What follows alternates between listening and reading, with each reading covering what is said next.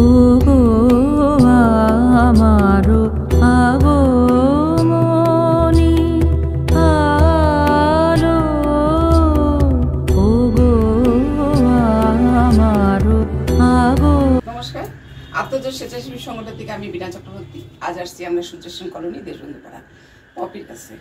আমাদের দেবীপক্ষ পড়ে গেছে। আমাদের দশ মহাবিদ্যারূপে যে আমরা দশদুর্গা, আমরা যে আমাদের যে কর্মকাণ্ড চলছে তার মধ্যে আর এক দুর্গাকে আমরা আজকে সম্মান করতে আসছি। অজানা অনেক কথা আমরা আজকে শুনবো। নমস্কার দিদি, আমি আত্মজোর সেবা সংস্থা একজন সদস্য। আমি পপি দালাল, কাবাডি রেফারি অ্যান্ড খেলোয়াড় ছিলাম। আচ্ছা দিদি, তোমার পেশা কি? আমি সেন্ট মাইকেল স্কুলের গেমস টিচার আছি, আর কাবাডি ন্যাশনাল আর প্রো কাবাডি অফিসিয়াল আছি, আর শিলিগুড়িতে মেয়েদের ক্রিকেটও খেলাই। আচ্ছা দিদি, তোমার এই পেশা মানে এই খেলার প্রতি যে তোমার আগ্রহটা, এই জার্নিটা তুমি আমাদেরকে একটু শেয়ার করো। আমি ছোটোবেলাতেই মানে খেলাটাই বেশি ভালোবাসতাম, আর এই বাড়িতে মানে মেয়ে বলে যে পুতুল খেলা বা এগুলা না, আমি বাইরে খেলতে বেশি ভালোবাসতাম। তারপর স্কুলে যখন ভর্তি হলাম, জ্যোৎস্নাময় স্কুলে ভর্তি হয়েছিলাম, তখন আমাদের গেমস টিচার ছিলেন সন্ধ্যা ম্যাডাম। উনি বর্তমানে নেই। উনি প্রথম আমাদের কাবাডি ওই ইন্টার হাউস খেলা হয়, ওই ইন্টার হাউস খেলাতে ভালো পারফরমেন্স করাতে উনি আমাকে নিয়ে স্টেডিয়ামে খেলার জন্য, ডিস্ট্রিক্ট লেভেলে খেলার জন্য ওখানে আমাদের রাজাদা মজুমদার আছে, ওনার কাছেই দেন। তারপরে আস্তে আস্তে আমি কাবাডিটাকেই খেলতে যেহেতু ভালো পারফরমেন্স করে যাচ্ছিলাম, আস্তে আস্তে সাই গেলাম, সাই থেকে ন্যাশনাল খেললাম, তারপরে এগিয়েই চললাম খেলা নিয়ে। তুমি কোথায় কোথায় খেলতে গেছো? আমি মোটামুটি ইন্ডিয়ার সমস্ত স্টেটেই খেলেছি। তারপরে যখন ন্যাশনাল রেফারি হলাম, ন্যাশনাল রেফারিতে আমি এই মোটামুটি সব মুম্বাই থেকে শুরু করে গুজরাট, মুম্বাই, জয়পুর, পাটনা, বিভিন্ন স্টেটেই খেলেছি। আর বাইরে বলতে বাংলাদেশ গিয়েছিলাম। আর করোনার সিচুয়েশনে আমাদের যাওয়ার কথা ছিল ইরান, তো ওটা তো যাওয়া হলো না।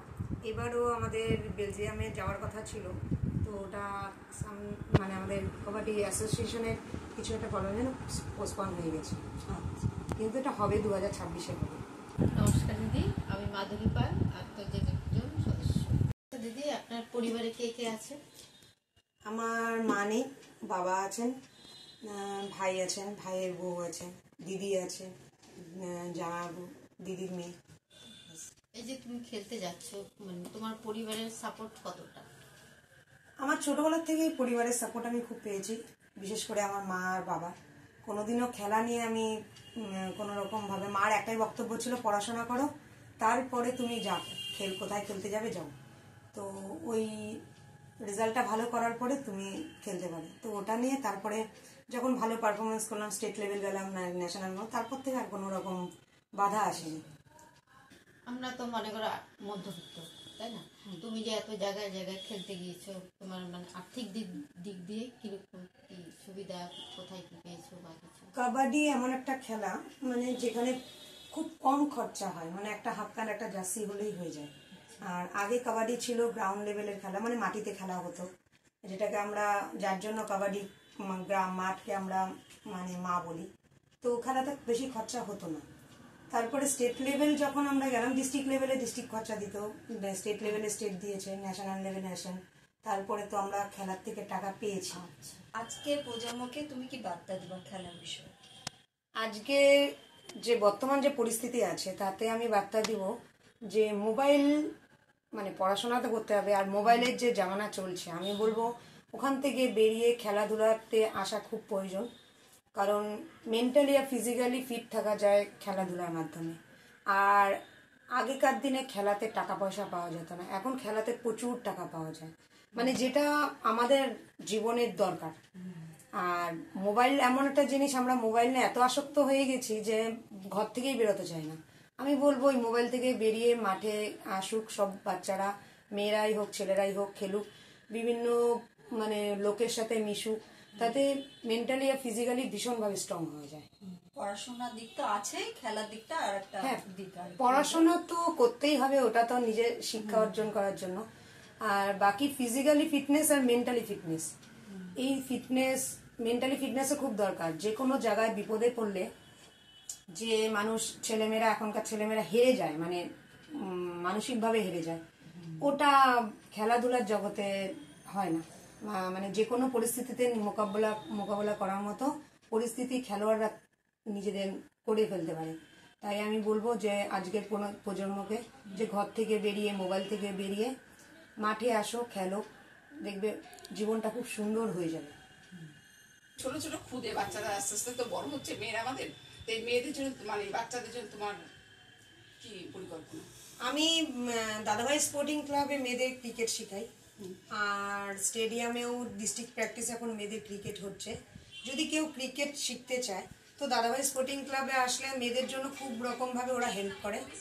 আর আমরা মেয়েদের যতটা মানে কেউ যদি কোনো রকম আর্থিক সমস্যার থাকে তাহলে আমরা সব রকমভাবে সহযোগিতা করি, দাদাভাই স্পোর্টিং ক্লাবও করে। আর স্টেডিয়ামেও মেয়েদের দিদের ডিস্ট্রিক্ট প্র্যাকটিস হচ্ছে, কোনো রকম মূল্যহীন, মানে পয়সা করে না, লাগবে না? ফ্রিতে। আচ্ছা আচ্ছা। আর কাবাডিও যদি শিখতে চায়, আমরা কাবাডির আগে করতাম স্কুলে গিয়ে, এখন আমরা একটা জায়গা খুঁজছি যেখানে গিয়ে আমরা কাবাডি শেখাবো, সেটাও একদম ফ্রি। হ্যাঁ, ফ্রি অফ কস্ট। কথায় আছে যে রাতে সে চুলো বাঁধে, কিন্তু পপি ভীষণ সুন্দর একটা বার্তা দিল। প্রত্যেকটা প্রজন্ম, প্রত্যেকটা ছেলেমেয়েকে মাঠে নামতে হবে, খেলতে হবে, শরীরের দরকার, মন মানসিকতা দরকার। তার সেই নারী শক্তি জয় হলো সামনে উপলক্ষে আমি এই নারী সমাজ গেলে আমাদেরও ভালো লাগছে। আমরা আসলাম শাড়ি পুরো পক্ষে আমাদের ক্ষমতা অনুযায়ী। আর এই হচ্ছে আমার দুর্গাকে আমরা সম্মানিত করতে এলাম। ভালো লাগলো। পপিকে মা দুর্গা আরো আশীর্বাদ করুক, দেশ থেকে বিদেশ থেকে সংস্থাকে আমি অনেক ধন্যবাদ জানাচ্ছি, সদস্যদের আমি ধন্যবাদ জানাচ্ছি। এই সংস্থা আরো অনেক দূরে এগিয়ে যাবে। ওর বাড়িতে এসে দেখলাম অনেক সম্মানের সম্মান। আমরাও যে আসতে পেরেছি এবং ওর স্বামীতে আসতে পেরেছি, এবং প্রত্যেকটা মেয়েকে বলবো প্রত্যেকটা মেয়েকে খেলাধুলার ব্যাপারে কবে খুব সুন্দর করে অ্যাডভাইস দেয়। ভালো লাগলো এটাই যে আমাদের প্রজন্ম হারিয়ে যায়। খেলাধুলার বিষয়ে যে মেয়েরা স্বাবলম্বী হতে পারে একটা বার্তা সবাইকে আমি বলবো আপনারা